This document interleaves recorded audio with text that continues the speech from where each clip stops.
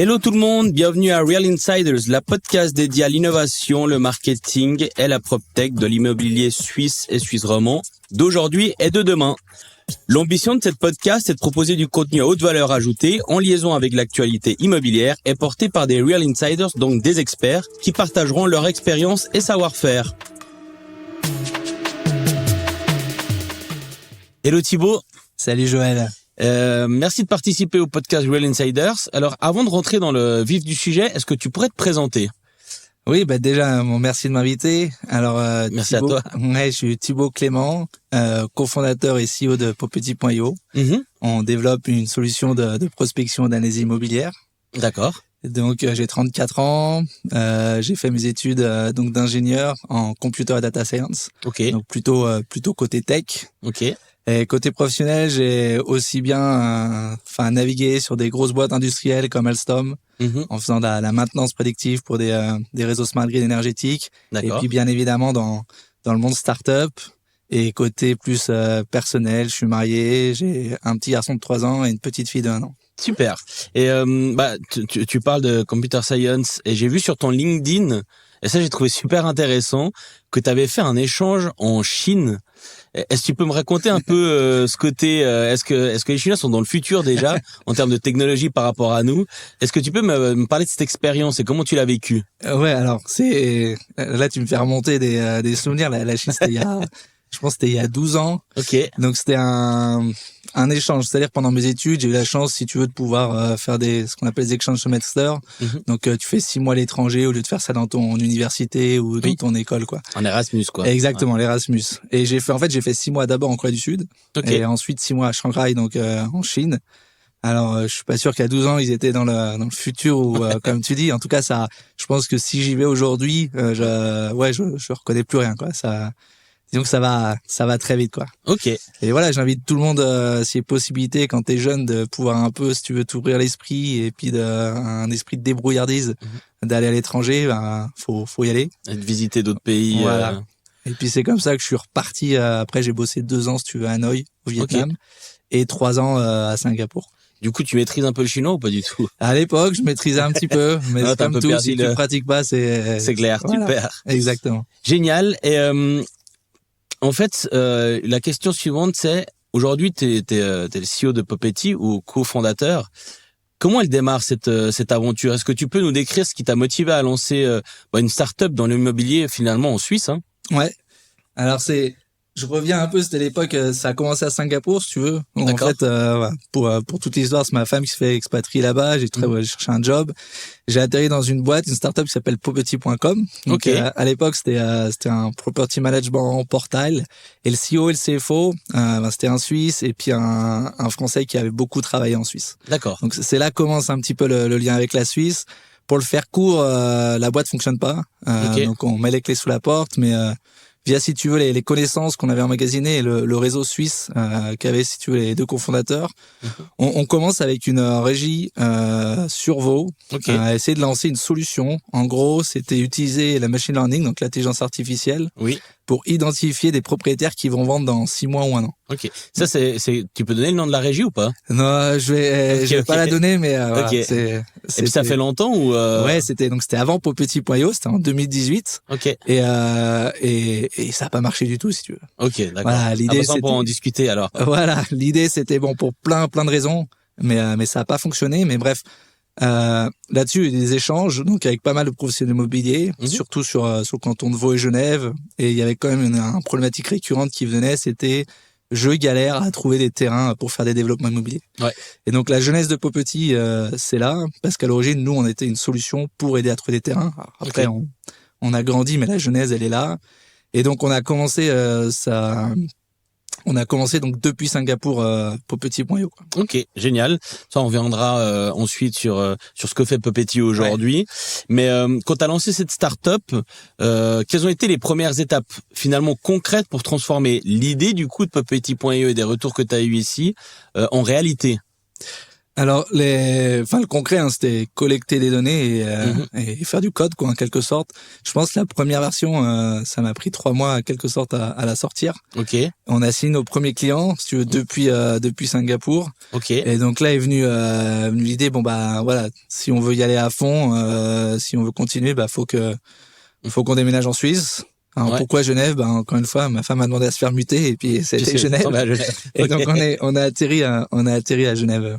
Ok. Et puis ça, quand tu dis t'as signé tes premiers clients, c'est des investisseurs ou c'est des clients? Non, c'est vraiment, quand je parle clients, c'est clients. Donc c'était des régies vaudoises, des courtiers indépendants à gauche, à droite, sur Vaud, voilà, et exactement, des grosses boîtes. Ok. Et puis bah voilà, moi je débarque à Genève en 2019. Donc je suis tout seul à faire le développement, le commercial et signer les premiers clients. Et puis ça a duré une première année. Ensuite on est passé avec 3 stagiaires et puis jusqu'à arriver à ce qu'on est aujourd'hui. Donc on est 14 collaborateurs. Ah bah justement, tu réponds à ma question suivante, c'est ça représente quoi Popetit? Et puis quels sont les services que vous proposez pour répondre aux problèmes courants du secteur immobilier justement? Donc Popetit, 14 collaborateurs, un bureau Genève principal, un autre sur Zurich. Plus de 120 clients aujourd'hui.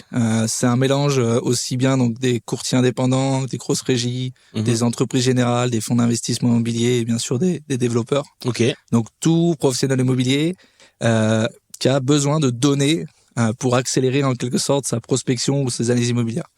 Donc nous on met à disposition de la donnée qui permet un gros gain de temps à tous nos clients. Donc si vous voulez avoir toutes les informations sur une parcelle, toutes les informations sur un bâtiment, recevoir automatiquement les mises à l'enquête qui vous intéressent ou les transactions qui vous intéressent, et Popetit va vous aider dans tous ces différents travaux.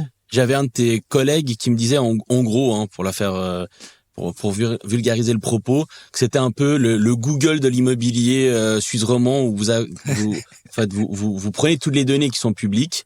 J'ai même vu sur vos sites que c'est vraiment des millions, voire peut-être même plus, des millions et des millions de données qui sont structurées sur votre site et qui sont proposées de façon cohérente afin de finalement faire de la prospection ou d'autres types d'analyses. Comme typiquement on parlait de la FAO avant en off. Finalement la FAO, là toi tu l'as numérisée et tu l'as structurée de façon à ce que ça soit pertinent pour les courtiers en immobilier ou autres. Ouais, voilà, exactement, parce que on en parlait avant, il y a des professionnels qui doivent feuilleter en gros tous les jours la FAO. Voilà, sur Popetit, on peut vous sortir tous les jours tous les développements qu'il y a sur la Riviera par exemple, sans s'embêter à avoir les pompes à chaleur, les piscines et les pylônes électriques en quelque sorte. Qui va avec. Ouais. Voilà. Et tu parles de millions de données, bah oui, parce que déjà il y a plusieurs millions de parcelles, il y a plusieurs millions de bâtiments, et il y a un gros travail aussi que fait Popetit, c'est une standardisation du marché et on amène un peu la transparence, c'est-à-dire que on va dire 80% des données qu'on récupère, c'est des données cantonales. Donc, si tu veux, des clients qui travaillent et sur Fribourg, et sur Genève, et sur Vaud, ils sont obligés de jongler avec plein de sites différents, plein de sources de données différentes. Sur Popetit, c'est de présenter de la même façon, et nous, on fait le travail de sourcer en fait ces données publiques d'une façon standardisée, que vous soyez sur tel canton ou tel canton en fait. Ok, trop bien. Et puis donc t'as démarré en 2019, donc aujourd'hui 2023, 120 clients. On peut dire que l'ascension elle est plus que positive, Mais quand t'as démarré cette start-up, est-ce que c'était une chose facile justement de convaincre tes clients? Moi, je me rappelle chez mon ancien employeur que la première fois que vous étiez allé, on l'avait utilisé. Alors moi pas, mais on savait peut-être pas forcément comment l'utiliser. Aujourd'hui, tu m'as dit qu'ils étaient revenus. Donc, est-ce que c'était chose facile de faire comprendre à l'immobilier l'outil que vous proposiez et puis de faire confiance à une start-up finalement? Ouais, alors je pense qu'il y a eu 2 points compliqués, notamment au début de Popetit. La première, c'est ce que tu dis, en fait, c'est faut savoir expliquer ce qu'on fait, et faut savoir expliquer ce qu'on fait, et surtout faut répondre à un besoin, parce que c'est pas j'ai une vision, je vais arriver, je vais disrupter l'immobilier. Non, c'est en fait il y a des professionnels, on écoute, on comprend leurs besoins et on essaie justement de développer quelque chose qui va leur permettre d'avancer dans leur travail de tous les jours. Et moi, un gros problème aussi que j'ai rencontré avec Popetit, donc quand je débarque à Genève en 2019, en toute transparence, c'est la première fois que je mets le pied en Suisse, tu vois. Et donc ça veut dire 0 réseau,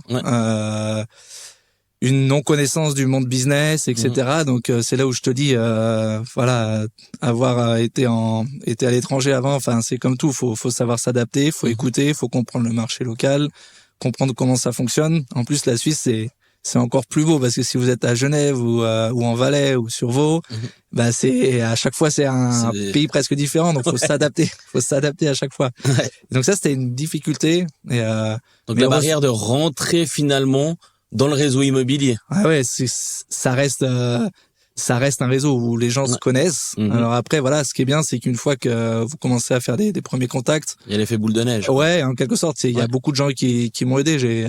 Moi déjà, il y a mes deux cofondateurs, donc Michael Chat et Jean-Frédéric Thomas, qui avaient des réseaux, donc qui l'ont ouvert, même si c'était pas des réseaux immobiliers parce qu'ils viennent pas de l'immobilier. J'ai rencontré Maël Dino, on a fait un petit échange. Au début, il avait pas de CTO, j'étais de côté technique, et puis toi, tu me fais des introductions. Donc voilà, il y a quand même une bienveillance. En tout cas, ce que j'ai vu dans l'immobilier en arrivant en Suisse, et qui nous a permis d'avoir des premiers réseaux, premiers clients, etc. Vous avez pas mal de concours, enfin on voit souvent. Et les concours, ça nous a énormément aidé aussi, exactement. Ça vous a ouvert des portes. Et puis, en tant que professionnel, mais du côté start-up, au-delà de l'immobilier, quel était pour toi le plus gros ou le plus grand pain point? Donc vraiment l'obstacle numéro 1. Alors peut-être que la question elle se rejoint avec la précédente, mais que tu as dû surmonter lors du lancement de Popetit.io. Est-ce que il y a une problématique au-delà du mur de l'immobilier? Est-ce qu'il y a une problématique technique de financement? Parce qu'on sait que la donnée, finalement, légalement, elle est publique. Mais on le voit avec certaines structures qui ferment finalement les vannes aujourd'hui à du scrapping, son foie lillois, en tout cas à l'époque.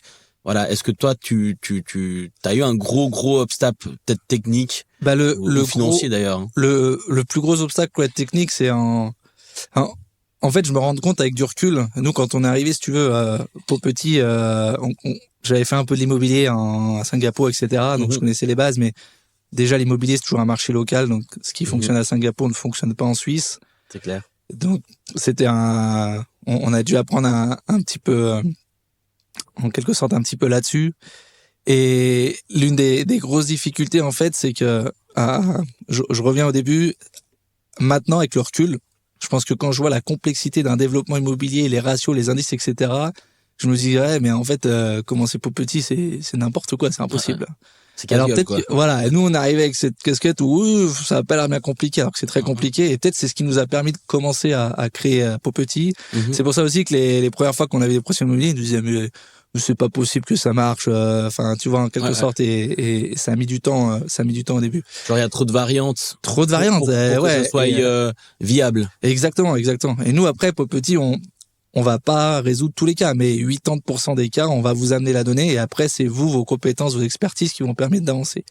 Et l'un des gros pain points, comme tu dis, c'est aussi de découvrir que, donc on est dans un pays fédéral, et au niveau immobilier, c'est quand même, en fait, c'est très cantonal, voire même communal, je veux dire, donc chaque, au niveau des lois, c'est clair. Voilà, chaque commune, si tu veux, sur Vaud, a son plan général d'affectation, ses règles, etc. Alors, c'est harmonisé au niveau cantonal fédéral, mais ça veut dire que pour aller chercher les données, c'est un boulot monstrueux. Ok.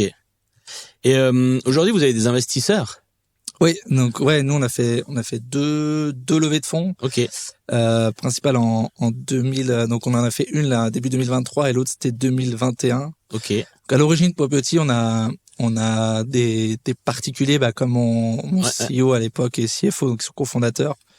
Et non, après on a fait rentrer qui nous suivent depuis 2020 et qui nous permettent de grandir, c'est la Vaudoise Assurance, qui est notre investisseur institutionnel qui est rentré avec nous depuis 2020. Ok. Et là on fait rentrer c'est tout frais, alors je te sortirai pas de nom, mais c'est un gros énergéticien roman qui rentre aussi chez Popetit. Parce que voilà, on sait que là, pour nous, j'ai déjà une petite idée. Dans la décennie à venir, l'énergie, c'est important, donc ça nous permet d'être plus efficace aussi là-dedans. Ok, trop bien. Et avec ta casquette justement de CEO dans une start-up immobilière du monde de la PropTech, comment tu fais pour séduire ces investisseurs finalement? Ça, je pense, c'est une question qui est très intéressante. Ouais, non, puis c'est quelque chose que j'ai découvert sur le tas, donc c'est bien. En start-up, faut toujours se faire un peu violence. J'étais pas vendeur, j'ai dû vendre. Je savais pas comment parler, comme tu dis, à des investisseurs. T'apprends petit à petit. Je pense qu'il y a pas je pense pas que je suis le meilleur pour aller chercher de l'argent, parce que peut-être que j'ai pas cette fibre un peu de vente du rêve. Commercial, Voilà, en quelque sorte. Mais enfin, il y a pas de secret non plus. Déjà, ça part du produit. À partir du moment où on a un produit qui correspond à un besoin du marché, ou qui correspond même à un investisseur, parce qu'en fait la Vaudoise utilise notre solution. Ouais. Du coup ça facilite obligatoirement en quelque sorte la tâche. Ouais. Ok. Donc je pense que si t'as un bon produit, et puis t'as des use cases qui sont concrets. Des use cases qui sont concrets, des clients qui sont contents. Je pense que c'est plus facile pour niveau investisseur. Ok. Surtout qu'il y a eu un gros shift là, si tu veux, ces 6 derniers mois, 1 an. Ouais. Avant, c'était la course, si tu veux, à la croissance. Maintenant, c'est plus la course à la rentabilité côté startup, quoi. Ok. Génial. Et selon toi, les clés pour réussir dans la PropTech en Suisse, est-ce que t'en as une ou deux? Je pense qu'il y en a plein. Et après, je pense pas qu'il y a une recette miracle. Ok. Mais je pense déjà d'arriver avec une certaine humilité.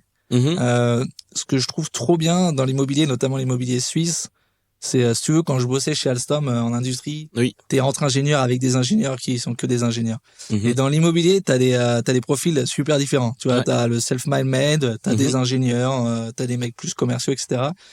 Donc, faut venir avec une humilité, écouter et être capable de s'adapter à chaque fois à son public. C'est vrai que t'as plein de profils différents. Voilà, plein de profils différents qui parlent pas de la même chose. Et donc, il y a toujours ce côté un petit peu caméléon, être capable de discuter avec tout le monde et discuter de sujets différents et pas toujours, en fait, sortir le même pitch ou le même discours suivant la personne que t'as en face. Donc, la capacité d'écoute et de cerner finalement les profils que t'as en face aussi, quoi. Et exactement. Je pense que c'est intéressant parce que c'est pareil, on parle, si tu veux, PropTech Suisse. Si t'arrives avec tes gros sabots, genre, je vais disrupter ce monde de dinosaures, c'est des trucs que j'ai entendus. Ouais. Tu vas te casser les dents. Hein. Ouais, remettre en question, en fait.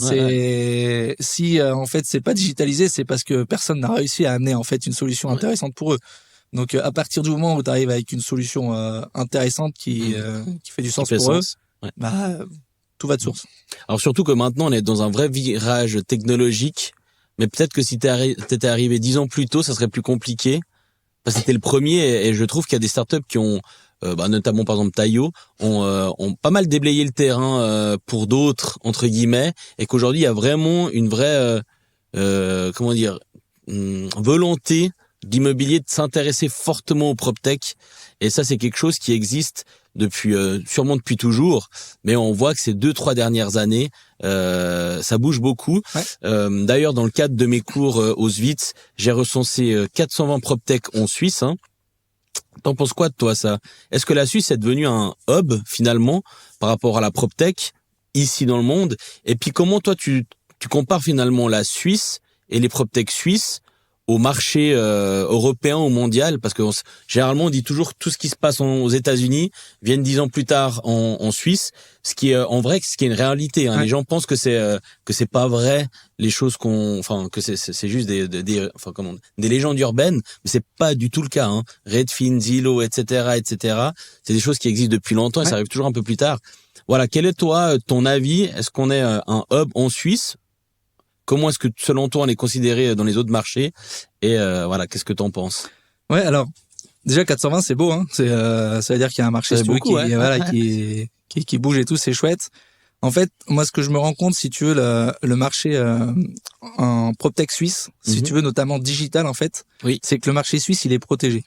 Ouais. Donc, qu'est-ce qui se passe? En fait, tu parles des Redfin, des Zillow, ou qu'est-ce qui se passe si demain, en Allemagne, si tu veux, ou en France, il y a une start-up qui explose dans l'immobilier? Ensuite, elle va chercher un nouveau marché. Mais la Suisse, c'est jamais sur le radar. Parce qu'il y a, il y a deux raisons principales. C'est pas l'Union européenne, c'est pas l'euro. Et c'est pas un énorme marché. Ouais. Donc, t'es une start-up, si tu veux, allemande qui marche bien, tu vas en France, tu vas en Italie, tu vas même en Autriche, tu vas aux US. C'est beaucoup plus simple. Cadre réglementaire, même monnaie, et un marché assez grand. Donc là-dessus, on est protégé. Et c'est pour ça aussi que tu vois pas mal de, comme tu dis, avec 10 ans de retard, il y a tout un marché à faire du copier-coller de ce qui marche à l'étranger. Parce qu'en fait, tu dis, waouh, ça marche trop bien à côté en France ou en Allemagne, paf, on va faire la même chose. Je sais qu'il y a des boîtes startups qui sont spécialisées là-dedans. Faire un peu des copycats. Ouais. Et on en connaît, ouais. Voilà. Et le côté le moins bon côté de ça, c'est il y a la barrière de la langue aussi. Là, voilà, il y a la langue. En fait, t'ouvres 3 voire 4 pays en fait en Suisse. Donc, tu t'imagines, c'est monstrueux. Et après, le côté un petit peu pour les startups suisses, c'est de sortir en fait de Suisse. Et là, il y en a très très peu. Ouais. Et c'est pour ça que je pense que quand tu vois si on reste dans la PropTech, je vais le nommer un Priceable, tu vois, qu'ils arrivent à sortir, qui aujourd'hui sont sous les marchés, c'est beau en fait. Et ça, on est très peu à réussir à le faire. Ok. Mais je pense que quand ça fonctionne, je pense que c'est des belles aventures, quoi. Mais est-ce que tu penses que la Suisse, du coup, pour toi, la Suisse n'est pas forcément un hub, c'est plutôt une sorte de copy-paste de ce qui fonctionne dans le reste du monde? Il y a pas un produit miracle qui n'a pas été qui était créé en Suisse finalement qui est exporté je parle PropTech. PropTech. Parce que tu vois, il y a des endroits genre biotech, fintech, biotech, deep tech, tu vois, toutes des choses qui sortent des labos, notamment des écoles de bien sûr, PFL, etc. Il y a des très belles choses dans la PropTech. Pour l'instant, oui, j'ai pas vu, comme tu dis, un truc révolutionnaire. Pour l'instant, ce que je trouve qui fonctionne pas mal en fait en Suisse, c'est beaucoup aussi des modèles que tu vois ailleurs, quoi. Ouais. Et puis je crois que c'est Christophe Aldi qui le disait. Bon, on l'a déjà dit, hein, rentrer en Suisse, c'est compliqué, hein. Oui. C'est un marché très compliqué, il y a plusieurs langues, c'est très local, c'est un monde de réseau. Donc en vrai, je comprends que tu aies d'autres pays qui se découragent rapidement et facilement, surtout aussi avec les législations qui sont cantonales. Enfin, c'est franchement, comme disait Chris, je crois qu'il a dit, du moment que tu t'arrives à réussir dans le marché suisse, tu peux aller ailleurs, c'est moins complexe. Alors que le contraire, c'est pour ça que ça refroidit finalement tout le monde, hein. Ouais, c'est vrai. Et notamment, si je prends l'exemple de Popetit, tu vois, en termes de data, on est obligé d'aller sourcer de la data de 26 cantons différents et de je ne sais combien de communes. Et c'est vrai que si en 3 langues différentes. Ouais, alors que si on nous dans un pays comme la France, qui est un pays centralisé, tu te branches à Paris et t'as tout le pays, quoi, en quelque sorte. Donc c'est vrai que c'est vrai que dire qu'en gros, si tu réussis la complexité suisse, avec la barrière de la langue, tous les cantons, etc., c'est vrai que derrière, t'es bien baqué pour aller dans l'Europe, quoi. Ok. Trop bien. Et, quel conseil donnerais-tu, alors en fait, celle-là, on va la poser après, mais quelles sont les idées reçues sur le monde des PropTech que t'aimerais peut-être corriger? Est-ce que t'as entendu des choses qui ont pu peut-être à un moment donné, de ton profil, dans ta casquette vraiment d'entrepreneur start-upper, qui ont pu peut-être te déranger ou te peiner ou te blesser? C'est des choses qui peuvent arriver, même si on est dans un monde professionnel, et que t'aimerais peut-être changer en termes de mindset ou autre.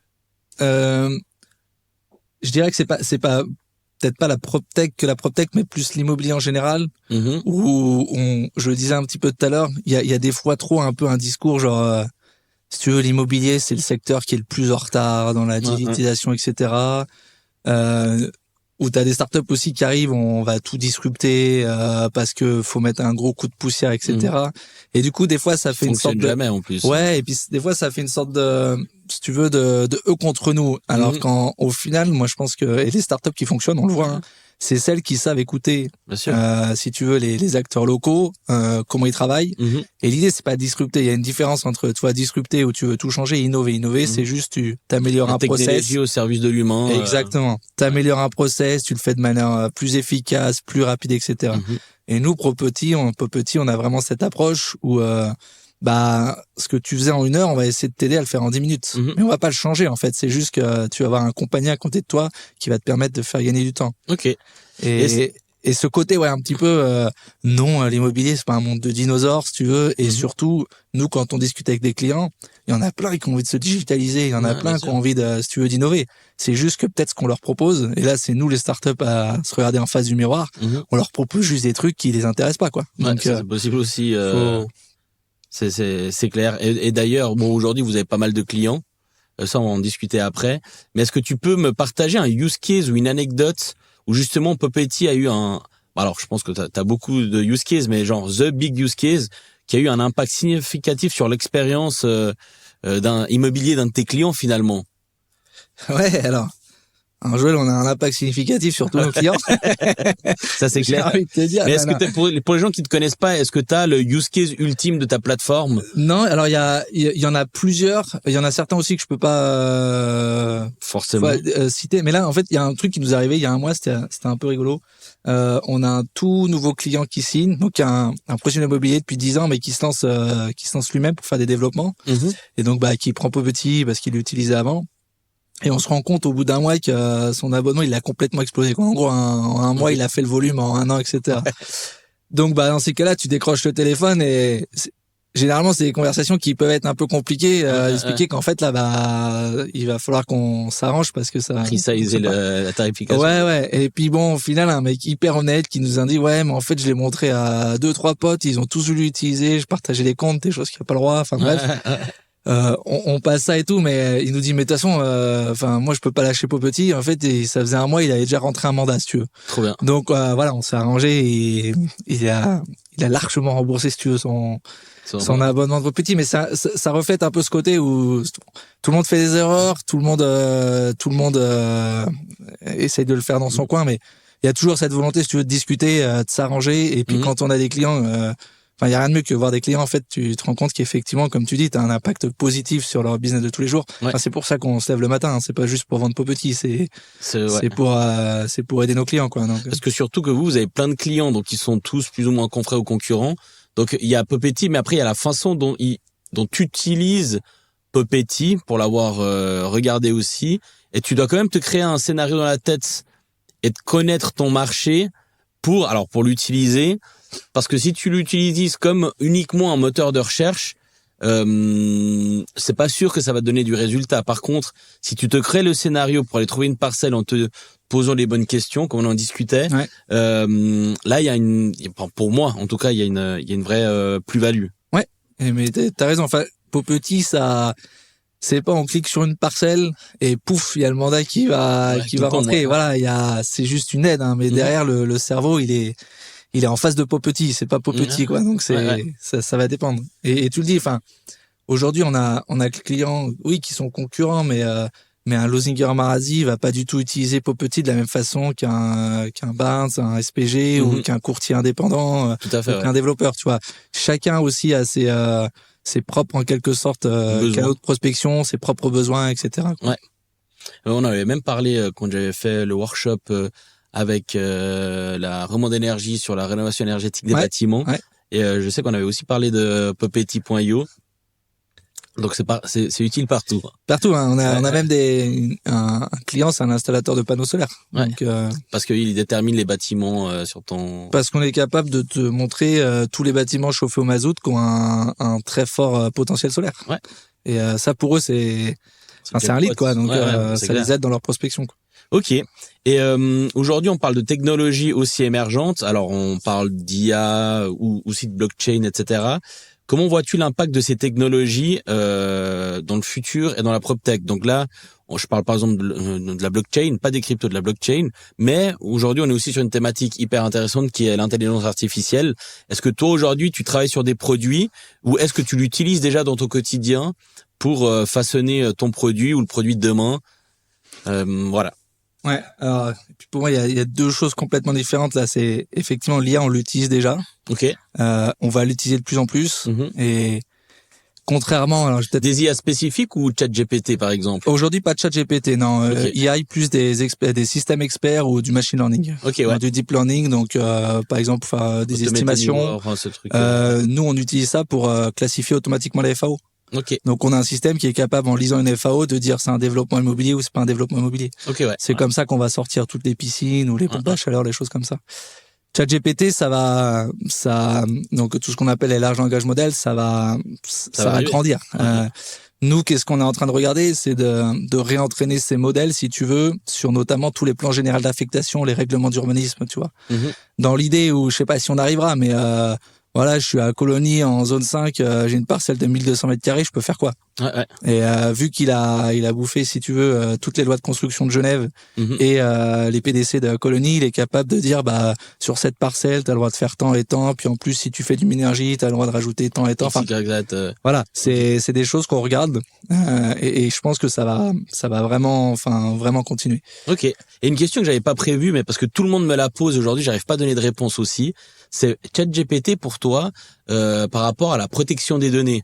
Parce que moi, ce que je dis souvent, c'est qu'en fait, ChatGPT aujourd'hui, c'est comme Facebook quand ils sont démarrés un an plus tard. Puis on a vu en fait le monstre ou pas, hein, chacun a son avis, de ce qui est devenu finalement Facebook et Meta, notamment sur la donnée en tant que telle. Est-ce que toi, tu sais, t'as pu t'informer par rapport à ça ou pas? Parce que moi, j'ai un pote qui travaille à la banque Pictet, ils m'ont dit, Pictet c'est mort. Hein. De toute façon, toutes les données hypersensibles, on va pas les mettre, mais quand même. je sais pas aujourd'hui ChatGPT comment utilise ces données et qu'est-ce qu'ils en font. Est-ce que toi t'as des... Je pense qu'il faut partir du principe que à partir du moment où tu mets des données dans ChatGPT, ça se retrouve sur un serveur chez OpenAI, ouais, c'est clair. et que ça peut être utilisé. Après, faut pas être non plus parano. C'est-à-dire que en fait, ça va pas être utilisé derrière. Il y a pas un mec qui va venir regarder ce qu'a mis Popetit. Par contre, il y a des machines qui vont le réutiliser. Ouais. Donc potentiellement, dans des futures réponses, ça va utiliser de la donnée qui a été envoyée. Nous, ChatGPT, on l'utilise tous les jours. Je Popetit pour notamment pour la génération de code informatique, c'est un truc de fou. Ça nous fait gagner énormément de temps. Génial. Et puis blockchain. Donc blockchain, c'est autre chose, c'est complètement différent. Moi, je vais pas me faire des copains peut-être là-dessus, mais je pense que la blockchain, c'est plus un buzzword, si tu veux. Et je pense que ça va avoir un impact minimal, en quelque sorte, sur l'immobilier. C'est-à-dire que, il y a... Même les transactions immobilières qui seront sur la blockchain. Je pense que, tu vois, on parle de tokenisation qui est super chouette, je veux dire. On dirait que c'est même plus à la mode, en fait. On dirait que l'IA, elle a balayé cette thématique. C'est fou comme on est à la course à l'information et au trend. Mais c'est même pas, parce que moi, je pense que, tu vois, blockchain, métaverse, c'est des buzzwords, c'est des modes, ces choses comme ça. L'IA, en fait, ça fait 10 ans, qu'on l'utilise, même plus. Sûr, mais 10 ans dans l'immobilier. Je veux dire, aujourd'hui, on l'utilise tous les jours, Ton smartphone, il y a 10 modèles qui tournent. C'est des RPA développeurs. La blockchain, si tu veux même la petite histoire, nous, on l'a utilisé chez Popetit à Singapour. Donc, on avait un use case. En gros, on faisait des certificats, si tu veux, immobiliers. Donc, en gros, tu avais un PDF sur une maison où on te disait, voilà, tous les travaux qui ont été effectués ces dernières années, qui avaient été entrés dans le système, l'historique des transactions, etc. Donc, nous, on prenait ce PDF, on le mettait sur Ethereum. Donc, on mettait pas le PDF, pour ceux qui connaissent, on faisait un hash, etc., machin truc. Et l'idée, c'était que, toi, en tant que propriétaire, tu puisses donner ce PDF à un futur acheteur. Et lui, en fait, il peut vérifier que ce PDF est légit. Enfin, est original et pas de template. C'était en 2017. Ça sert à... 2017. Qu'est-ce qui s'est passé depuis? Je sais même pas. Et c'est surtout que je t'invite, en fait, il y a certains use cases, de la blockchain. Pas dans l'immobilier, j'ai vu Sorar. Il y a ProtonMail qui a sorti un truc, là, il y a un mois. Qui est intéressant. ProtonMail, qui est intéressant, ce use case. Mais, quand il y a une startup qui vient me voir et me dit, on fait de la blockchain. Enfin, la première question que je lui pose, c'est, mais est-ce que, en gros, ton business, il peut fonctionner sans blockchain? 99% des cas, c'est oui. La deuxième question, c'est, est-ce que ce serait pas plus simple techniquement? 99% des cas, c'est oui. Donc, c'est pas... Je prends la tokenisation, si tu veux, découper un classe d'assets et le mettre sur un marché secondaire pour le revendre facilement de façon sécurité. On le fait sur la bourse depuis des années. Alors l'actif est différent, mais je veux dire derrière c'est la même chose. On n'a pas besoin de la blockchain pour ça. Donc, Et quelle tendance observes-tu actuellement sur le marché immobilier et comment Popetit s'adapte-t-il par rapport à ça, ou juste une tendance finalement? Est-ce que toi, par rapport aux deux mondes que tu vois aujourd'hui, il y a des choses qui bougent, tu vois que c'est beaucoup plus présent?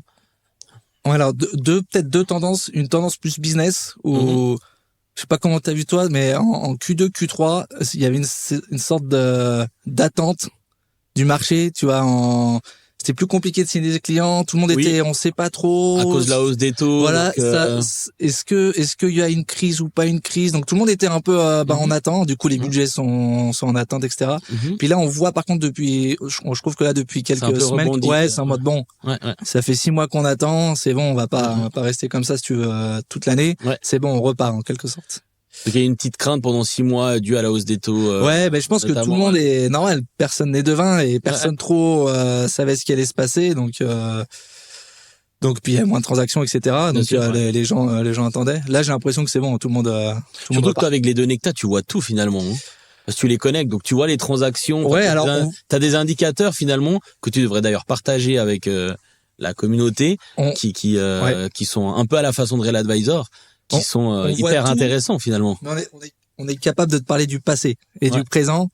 Et moi, je trouve que faire des forecasts, faut oser quoi. Enfin, en tout cas, nous aujourd'hui, on veut pas mettre les pieds là-dedans, parce que c'est trop de, si tu veux, trop de données qui rentrent en lien et pas seulement des données immobilières. Tu vois, il y a une guerre. C'est pas un truc que tu vas le faire dans ton forecast. Pourtant, ça va jouer potentiellement. Bien sûr, donc, clairement d'ailleurs. Et et puis après, dans ta casquette de CEO, quel est l'aspect le plus gratifiant pour toi de diriger finalement une start-up immobilière en Suisse? Alors tu sais, moi j'ai l'impression que plus on grandit, plus je fais les tâches ingrates et plus je laisse les tâches intéressantes à mon équipe. Mais c'est l'idée. Je pense que tu dois être en quelque sorte un peu comme un coach, tu vois, et faire en sorte que tout le monde est dans les meilleures dispositions pour avancer. Non, il y a quand même un truc, mais ça c'était plus au tout début. Et moi, je commençais dans mon startup et c'est rigolo parce que au début, t'es CEO de rien, quoi. J'étais tout seul, on avait 3 clients, on faisait même pas 20 000 francs par an. Et pourtant, parce que t'es CEO, si tu veux, tout de suite, quand tu vas avoir une boîte, tu discutes avec le CEO ou le CFO, etc. Et donc toi, tu te retrouves dans des salles où t'as un mec qui gère 2 milliards, si tu veux, d'actifs immobiliers. Et il a 20 ans d'expérience derrière, etc. Puis, voilà. Et moi, à côté, j'avais des potes au même moment, si tu veux, qui étaient dans des grosses positions, dans des cabinets, des choses comme ça, qui géraient des budgets de 3 millions, 30 personnes. Et ils rencontraient pas ces gens-là en réunion, tu vois. Alors qu'en fait, ils avaient 10 fois plus de responsabilités que moi. Donc, c'est un peu rigolo, ça m'a fait rire au début, ce côté. Bon, c'était aussi il y a 3-4 ans. Je pense que c'était un petit peu plus la vague des startups, c'était chouette, fallait rencontrer, etc. Aujourd'hui, je pense qu'il y a cette vague aussi qui est un petit peu retombée. C'est un petit peu moins à la mode. Donc tout le monde a un peu analysé tout ce qui existait. Voilà, et puis c'est... D'ailleurs, on va pas se mentir, hein, mais quand on voit certains événements, ça c'est par rapport à ce que moi je pense, mais je suis pas le seul, c'est que c'est toujours les mêmes qui gagnent au final, hein. Donc tu sens que ça fait 4-5 ans qu'on voit Popetti, Inno, Taillot, je sais plus quels étaient les autres, mais c'est vrai que tu sens que t'as un peu fait le tour de l'existant aujourd'hui par rapport à ces startups. C'est vrai que tu parlais 420 startups au début. Moi je trouve que là depuis quelques mois, mis à part des startups, si tu veux, vachement orienté énergie. Analyse de parc et tout, parce que voilà, il y a les objectifs 2030-2050. Je vois très très peu de startups là en PropTech qui se lancent. Et à l'inverse, j'ai vu des boîtes qui avaient levé 2-4 millions il y a 2-3 ans, qui aujourd'hui sont en liquidation, quoi. Donc oui, on est plus dans une phase stabilisation, je dirais, je pense, que l'euphorie d'il y a 3-4 ans où il y a de l'argent, ça partait, c'est sur des potentiellement des avant le Covid, quoi. Voilà, exactement. Ok. Et comment vois-tu l'évolution de l'industrie justement de la PropTech dans ces 5-10 prochaines années et quel sera le rôle de Popetti dans tout ça? Bah alors là, c'est ce qu'on disait. Actuellement, je pense qu'on est dans une stabilisation. Moi, je pense qu'il y a une attente quand je discute avec des clients et des acteurs de l'immobilier, c'est peut-être d'essayer de trouver plus de synergie entre les différentes PropTech. C'est-à-dire que pas qu'il va y avoir une qui va tout faire, mais qu'on discute plus ensemble. Et quand je dis discuter, je parle technologiquement, tu vois, qu'on évite de passer de Popetti à son CRM, au portail, etc., que tout soit beaucoup plus fluide. Et donc ça, c'est des discussions qu'on essaie d'avoir avec même avec des concurrents ou des concurrents directs. Vous avez des concurrents directs? Bah, on a beaucoup de concurrents directs, je sais pas. Parce qu'il y a Priceable, Bus Partenaire, eux, ils font aussi ça, mais ils font aussi de l'estimation. Ouais, c'est des concurrents, que vous faites pas. Des concurrents directs. Alors, attention, hein, à notre niveau, je me compare pas, on se compare pas à un Vust ou même un Priceable, hein. Clairement. Mais effectivement, on peut avoir des fonctionnalités en commun. C'est pareil, tu vois, les alertes des mises à l'enquête ou des choses comme ça. Il y a des boîtes qui font que ça aussi, donc ça reste des concurrents aussi un petit peu indirects. Ok. Mais voilà, l'idée d'essayer de justement de communiquer un petit peu plus entre nous pour que nos clients, ils aient pas, si tu veux, à tout le temps rentrer les mêmes infos, etc., quoi. Ok. Et puis, 2 dernières questions. Quel conseil donnerais-tu à une personne qui souhaite créer une start-up dans l'IMO? Je pense qu'il faut pas avoir peur de se lancer. Je sais qu'au début, moi j'étais un peu, t'as compris, entrepreneur par opportunité plus par volonté, et monter une boîte. T'as dû avancer. Ça me paraissait une montagne, si tu veux. Mais c'était le profil geek un peu CTO. Peut-être. C'est un geek, hein, on s'entend. Non, mais c'est pas négatif. Je l'ai aussi un peu, et c'est vrai que des fois c'est pas évident d'être devant les gens. Et devant les gens, et même c'est ça. Tu dis, je vais devoir vendre. Donc il y a ce côté, il faut se faire violence. C'est-à-dire, si t'as un profil commercial, mets les mains dans le cambouis, quoi. Tu vois, maintenant c'est facile avec ChatGPT, les no-code. Fais un peu du tech. Si t'es un tech, va voir les clients, mais surtout dis-toi. Pas pour faire une analogie un peu idiote, mais Si tu veux une startup, c'est comme t'as une montagne en face de toi, ça a l'air compliqué, puis tu mets un pied devant l'autre et puis tu fais des détours et à un moment t'arrives en haut. Ouais. Bah c'est un peu la même chose. Tout le monde sait marcher. Ouais. Tu prends une startup, tu mets un pied devant l'autre et puis petit à petit, bah voilà, tu crées ta boîte, t'as tes premiers clients, t'as tes fonctionnalités, etc.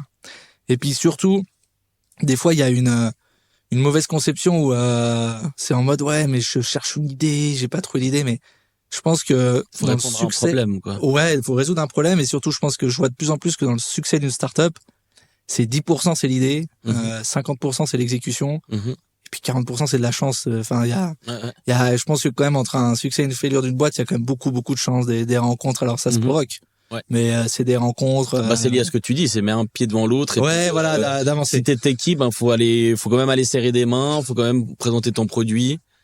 Donc Ouais, c'est vrai. Ok. Et est-ce qu'il y aurait une question que t'aurais aimé que je te pose? Ben on devait pas parler d'AI au début, puis t'en as parlé un petit peu.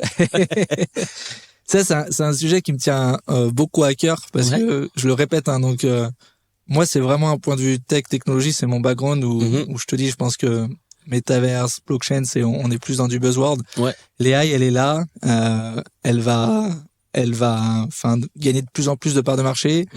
Et je pense que les gens ils doivent comprendre que l'AI ça va pas les remplacer. Par contre, potentiellement, vous allez être remplacé par un concurrent qui utilise l'AI. Ouais. Et donc, faut vraiment voir ça comme un compagnon aujourd'hui. Alors, effectivement, comme tu dis... moi, je pense qu'il y en a même qui vont être... C'est horrible de dire ça, hein, mais il y en a qui vont être remplacés. Moi, quand je vois aujourd'hui des prestataires, malheureusement d'ailleurs, hein, vraiment, qui proposent de l'image de synthèse payante d'intérieur, et je vois certaines IA, jusqu'à quel niveau de finition ils arrivent à réaliser les images de synthèse, ça me fait un peu peur. Ouais, alors c'est sûr que tu vois, si ton boulot c'est juste de l'exécution, je pense qu'effectivement c'est le genre de boulot qui va être remplacé par l'AI. Mais quand on regarde les métiers de l'immobilier, c'est très local, donc ça va. Ouais, et surtout en fait c'est le courtier ou même l'architecte, si tu veux, il y en a un qui a un métier très imaginatif, très créatif.